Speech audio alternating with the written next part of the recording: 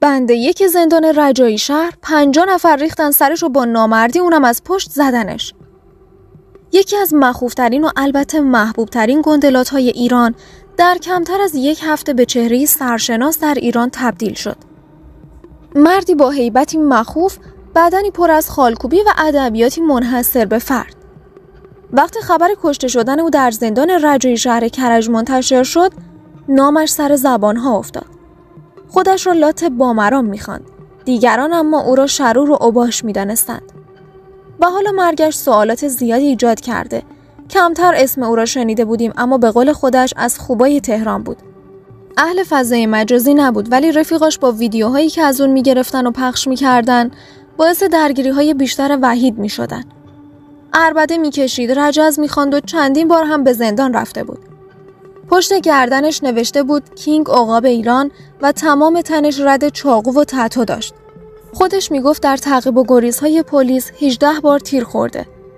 لقب نداره و همه باید اون رو با نام و فامیل صدا بزنن. وحید مرادی. سلام دوستان، به کانال پشت خط خیلی خوش اومدین. مرسی که کانال ما رو انتخاب کردید. و اگر میخواین از آخرین ویدیوهای ما با خبر بشید، ما رو سابسکرایب کنید و زنگوله کنارش رو هم بزنید. وحید مرادی قربانی رجزخوانی‌های دوستانش شد. بچه بامرام و با معرفتی بود، ولی حیف که رفیق باز بود. نیم ساعت از صحبت کردنش با خانواده‌اش میگذشت. پدرش خوشحال از شنیدن صدای پسرش. ناگهان در بیخبری از زندان تماس گرفتن و خبر کشته شدن وحید رو در گوشی تلفن جار زدن. خبر در زندان پیچید و گوش به گوش شد تا خانواده‌اش متوجه شدن در زندان به قتل رسیده. بزرگ شده محله 13 آبان شهر ری بود. در تمام دعواهای ایران با کوچکترین جرقه‌ای با ربط یا بی ربط اسمش شنیده میشد. چند وقتی بود که دور خلاف رو خط کشیده بود، اما با اصرار دوستان بعد از آزادی راهی مهمانی در خیابان ولنجک شد. تحمل هر چیزی را داشت جز بی‌حرمتی به ناموس. طاقتش تمام شد، چاقو کشید و منجر به قتل شد. قتل حسین گودرزی. ماجرای قتل در قتل زندگی وحید مرادی بود. چاقو از مهمانی تبدیل به دومینویی شد که وحید مرادی آخرین مهره این بازی خونین شد. دور خلاف رو خط کشیده بود، اما رفیقاش رو نه. همین مسئله هم به قیمت از دست دادن جونش تموم شد. خودش در فیلمی گفته بود اصالتی همدانی دارد. قدرت نمایی‌هایش در اینستاگرام، خالکوبی‌های عجیب روی بدنش، 15 بار حبس و چندین سال درگیری‌های خونین سرانجام او را به یک قاتل تبدیل کرد. شروری که از 17 سال پیش تا کنون سلاح به دست با قلدری در محله‌های مختلف تهران و کرج قدرت نمایی می‌کرد و به خاطر فیلم قلدری‌هایش حسابی اسمش بین مردم پیچید. او 6 سال پیش ازدواج کرده بود و یک پسر داشت. گفته بود دوست ندارم پسرم راه منو بره. باید دکتر بشه و آدم حسابی. من اشتباه کردم و در زندگیم فقط حسرت خوردم. وحید مرادی روز 26 اردیبهشت دوستش حسین گودرزی رو کشت. اون هم درست چند روز بعد از آزادی از زندان در ساختمانی در ولنجک. اون مهمونی به افتخار آزادی وحید مرادی از زندان گرفته شده بود. بعد از قتل وحید مرادی از تهران فرار کرد. در 500 متری مرز ترکیه بود که دستگیر شد.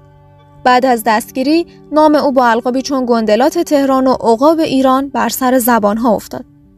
اون در مورد این قتل گفته بود من دوستم رو کشتم. مست بودم، نمیخواستم بکشمش.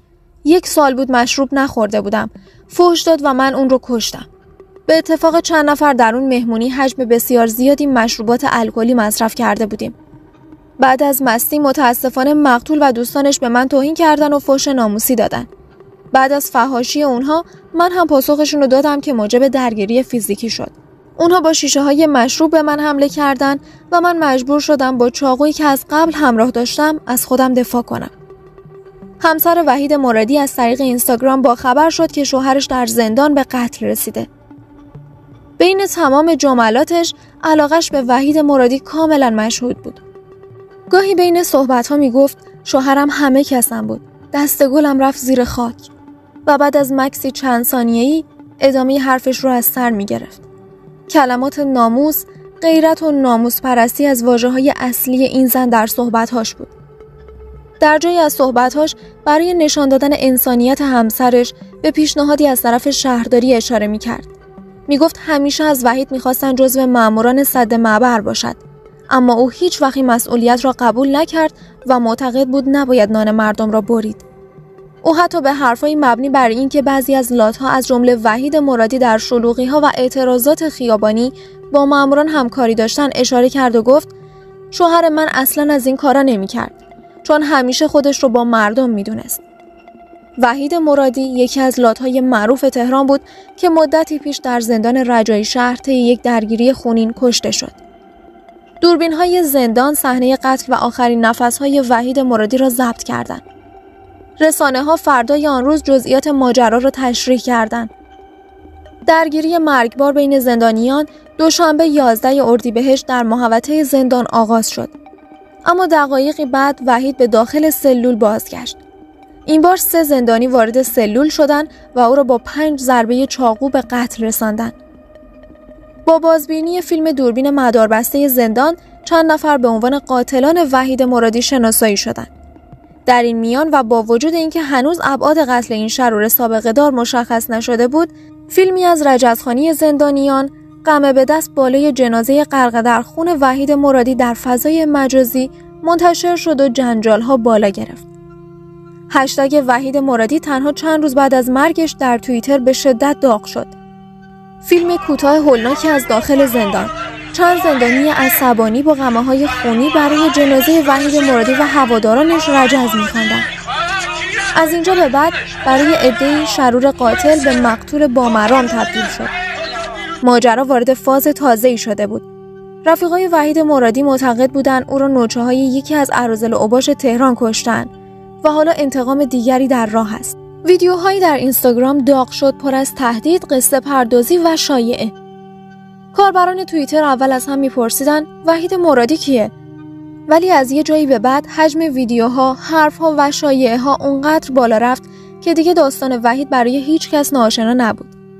بحث و تحلیل‌ها درباره وحید مرادی، لات معروف پایتخت و قتلی که انجام داد و حادثه‌ای که باعث مرگش شد بالا گرفت. مراسم تشییع جنازه وحید مرادی روز پنجشنبه برگزار شد. اما این مراسم هم حاشیه کم نداشت. جمعیت زیادی به بهشت زهرا آمده بودند. شاهدان عینی از درگیری‌های کوچکی حین مراسم خبر دادند. در آنجا هم هواداران وحید برای قاتلانش خط و نشان کشیدند. در همین حال سایت رکنا پشت پرده جدیدی از قتل وحید منتشر کرد. این سایت مدعی شد دوستان و هواداران او در فضای مجازی اقدام به تهدید قاتل وحید مرادی و شخصی به نام هانی کرده کردند. این سایت در ادامه نوشت هانی کرده شرور سابقه داری بود که حالا چند سالی است دست از شرارت برداشته و بیشتر سراغ کارهای خیر می رود. هانی کرده دوست قدیمی وحید بود و به دلایل مختلف با او قهر کرده بود. وحید در مصاحبه‌ای که مدتی پیش در زندان با شبکه مستند داشت کنایه‌هایی هم به او زده و گفت داداش ما با هیچ کی آشتی نداریم. دعوا نمی‌کنیم که بخوایم آشتی بکنیم. هانی هم داداش منه. بحث بزرگی نیست. من به کسی هم چشم نمیگم. نه به هیچ خدایی نه به پدرم. ولی من دعوا می‌کنم. گذشتم نمی‌کنم. من دعوا می‌کنم. به همین دلیل خیلی‌ها اعتقاد داشتن دستور قتل وحید از بیرون زندان و توسط هانی کرده صادر شده. وحید و او به دلایل شخصی با هم اختلاف داشتن تا اینکه با قتل وحید انگشت اتهام به سمت هانی گرفته شد. در این میان فیلم خوشحالی برادر حسین گودرزی از مرگ وحید هم به جنجال‌ها دامن زد. برخی طرفداران مرادی ادعا کردند قاتلان به دستور برادر حسین گودرزی و هانی او را به قتل رساندند. اما طبق اخبار رسمی تیر ماه سال 97 وحید مرادی در نزاعی دست جمعی که در زندان رجایی شهر رخ داد به دست جوانی به نام سعید به قتل رسید. سعید قبلا به اتهام قتل به زندان افتاده بود. او در نزاعی در شرق تهران پسری را با چاقو کشته بود و بعد از مدتی با پرداخت دیه از قصاص رهایی پیدا کرد. سعید متهم ردیف اول در دفاع از خودش گفت درگیری ما با وحید از زمان هواخوری شروع شد. اون روز اولین روزی بود که بعد از بازجویی برگشته بودم زندان. وحید میگفت شما باید تحت فرمان من باشید. میگفت من عقابم و شما جوجه کلاغ. بعد از هواخوری وحید و دوستاش وارد بند ما شدن و روی ما آبجوش و روغن داغ پاشیدن. نمیدونم کی به وحید ضربه زد، اما من ضربه‌ای نزدم. با اینکه سعید قتل را به گردن نگرفت، اما شواهد و گفته‌های شاهدان کافی بود تا او به قصاص محکوم شود.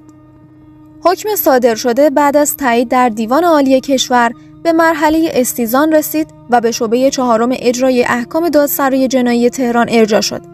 به این ترتیب با بسته شدن پرونده زندگی یکی از مشهورترین و البته بامرامترین گندلات‌های تهران، قاتل او هم با تایید حکم در فهرست اعدامی‌ها قرار گرفت. دوستان عزیز، ممنونیم که با لایک کردن و گذاشتن کامنت از ما حمایت می‌کنید.